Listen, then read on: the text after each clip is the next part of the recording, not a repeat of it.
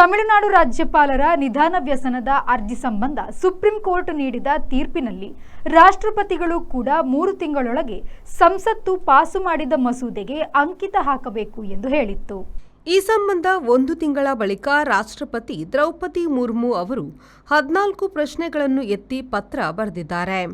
ಸಂವಿಧಾನದ 141(1) ಮಸೂದೆಗೆ ಸಹಿ ಹಾಕಲು ಸಮಯ ಮಿತಿಯಿದೆ, ಅದನ್ನು ಪಾಲಿಸಬೇಕು ಎಂದು ಸುಪ್ರೀಂ ಕೋರ್ಟ್ ಹೇಳಿತ್ತು. ರಾಜ್ಯಪಾಲರು ಸುಮ್ಮನೆ ತಡ ಮಾಡುತ್ತಾರೆ ಎಂದು ತಮಿಳುನಾಡು ಹಾಗೂ ಕೇರಳ ಸರ್ಕಾರಗಳು ಪ್ರತ್ಯೇಕ ಅರ್ಜಿ ಸಲ್ಲಿಸಿದ್ವು. ಅದಕ್ಕೆ ಪೂರಕವಾಗಿ ಪಂಜಾಬ್ ಮತ್ತು ತೆಲಂಗಾಣ ಸರ್ಕಾರಗಳು ಈ ಪ್ರಶ್ನೆ ಎತ್ತಿದ್ವು. ರಾಜ್ಯಪಾಲರ ಅಧಿಕಾರ ಮಿತಿಯದು, ಜನಪ್ರತಿನಿಧಿ ಸಭೆಯ ಅಧಿಕಾರ ಹಿರಿದು ಎಂದು ಕೋರ್ಟ್ ಹೇಳಿತು.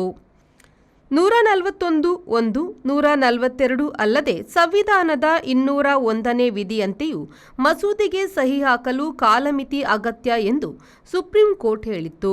ಈಗ ದ್ರೌಪದಿ ಮುರ್ಮು ಎತ್ತಿರುವ ಪ್ರಶ್ನೆಗಳು ಅದೇ ಪರಿಮಿತಿಯಲ್ಲಿವೆ.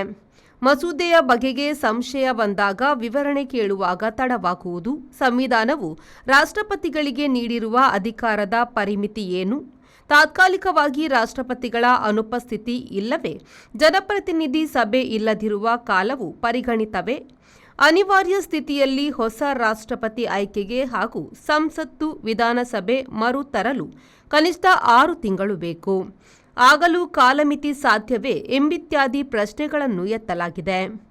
Bureau report, V4 news, Delhi. The Ocean Pearl Inn. Welcome to hospitality. Another landmark from the Ocean Pearl Group. Ideally located and well-equipped hospitality destination in the heart of the Mangaluru city. Find everything you need with aesthetic appeal and comfort in premium and deluxe rooms. Asian House is the city's first fine dine pan-Asian restaurant featuring Chinese, Thai, Japanese and Indian cuisine. Sagar Ratna is delighting its customers with authentic South Indian vegetarian cuisine, which are cooked fresh. Experience a world-class hospitality. The Ocean Pearl Inn, Vijay Kapikad, Mangaluru.